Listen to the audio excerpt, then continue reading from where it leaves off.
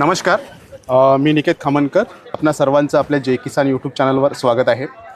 आज आपण राहणार पावणा तालुका भद्रावती जिल्हा चंद्रपूर इथे एका जब्बार भाई कुरेशी यांच्या या शेतामध्ये आज आपण आलेलो आहे.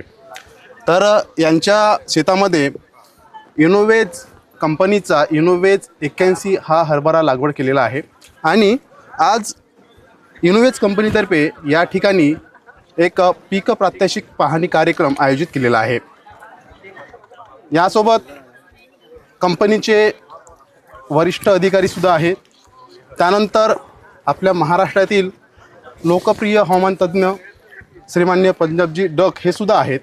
तर त्यांच्याकडून आपण सर्वप्रथम कंपनीचे जे वरिष्ठ अधिकारी आहे त्यांच्याकडून या हरभरा पिकासंदर्भात आपण माहिती जाणून घेणार आहोत. या व्हेरायटीचं वैशिष्ट्य आणि सोबतच आपल्या महाराष्ट्रातील जे आपले हवामान तज्ज्ञ आहेत पंजाबराव डक त्यांच्याकडून सुद्धा आपण त्यांचा एक हवामानाचा अंदाज सुद्धा त्यांच्याकडून आपण जाणून घेणार आहोत. सर नमस्कार. नमस्कार साथियों, मैं अंकित इनोवेज आज चंद्रपुर के वरोरा तालुका में आया था. हमारे यहाँ पर आने का उद्देश्य हमारी नई वैरायटी इनोवेज 81 हरभरे की नई वैरायटी के बारे में किसानों को बताना.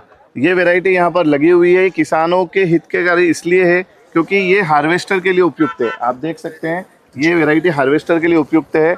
इसे आप आराम से हार्वेस्टर से हार्वेस्टिंग कर सकते हैं. साथ ही इसमें रोग प्रतिरोधक क्षमता बहुत अच्छी है. पूरे खेत में आप देखेंगे कहीं भी आपको मर का प्रमाण नहीं मिलेगा. साथ ही इसमें 70% जो घेटे हैं उसमें 2 दाने हैं. तो ये किसान की आमदनी बढ़ाएगा, किसान समृद्ध बनेगा, देश समृद्ध बनेगा. धन्यवाद. सर्व महाराष्ट्रामध्ये ओवरऑल सभी महाराष्ट्र के सभी जिलों में आपकी जो वैरायटी है वो अभी उपलब्ध है क्या? हाँ, ये अभी आप देखने के लिए भी उपलब्ध है. आने वाली सीज़न के अंदर आपको बीज भी उपलब्ध होगा. ये अभी हमारा लगभग आज 10वां दिन है जो हम फील्ड एक्टिविटी कर रहे हैं. हमने पूरा विदर्भ मराठवाड़ा हमने अभी सारे ज़िले कंप्लीट कर लिए हैं जहाँ पर हमने लगभग 10,000 से भी ज़्यादा किसानों को इस वैरायटी के बारे में अवगत कराया है. आगे हम खानदेश की तरफ जाने वाले हैं. खानदेश की तरफ भी हम किसानों को इस वैरायटी के बारे में और इसकी विशेषता के बारे में अवगत कराएंगे.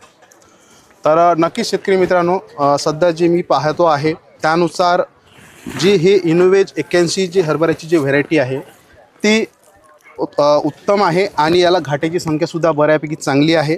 सोबत हिचं जे खास वैशिष्ट्य असं आहे की या हरभऱ्यामध्ये आपल्याला काही प्रमाणात मर रोगाचा म्हणजे मर रोग प्रतिकारक्षम ही व्हेरायटी पाहायला मिळते आहे. यासोबतच या व्हेरायटीची जे काढणी आहे हे आपण हार्वेस्टरद्वारे करू शकतो. म्हणजे हरभरा काढणीला आपल्याला मजुराची जी टंचाई होते तर तशा वेळेस ही व्हेरायटी आपण पाहू शकता की या पद्धतीची या व्हेरायटीची हाईट उंची होत असल्यामुळे आपण ही व्हेरायटी आपण मजुराईच्या सहाय्याने न त्याची काढणी करता आपण हार्वेस्टरच्या द्वारे आपण याची काढणी करू शकतो. त्यामुळे निश्चितच आपण आपल्या क्षेत्रावरती आपल्या शेतामध्ये प्रायोगिक तत्वावर तुम्ही 1-2 एकर तरी तुम्ही या व्हेरायटीची लागवड करून बघा, स्वतःचा अनुभव घ्यावा आणि त्यानंतर तुमचं जे डिसिजन आहे ते तुम्हाला समोर वाढवायचं नाही वाढवायचं ते तुम्ही ठरवा. पण प्रायोगिक तत्वावर तुम्ही स्वतःच्या शेतामध्ये एकदा ही व्हेरायटी लागवड करून बघा. सर नमस्कार.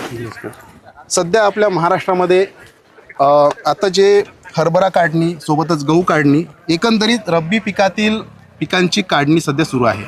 तर अशा स्थितीमध्ये आपल्या महाराष्ट्रातील शेतकऱ्यांसाठी तुम्ही काय संदेश देऊ शकता किंवा हवामानासंदर्भात तुमचा काय एक अंदाज आहे येणाऱ्या पुढील 5-10 दिवसामध्ये त्याबद्दल थोडी माहिती द्या.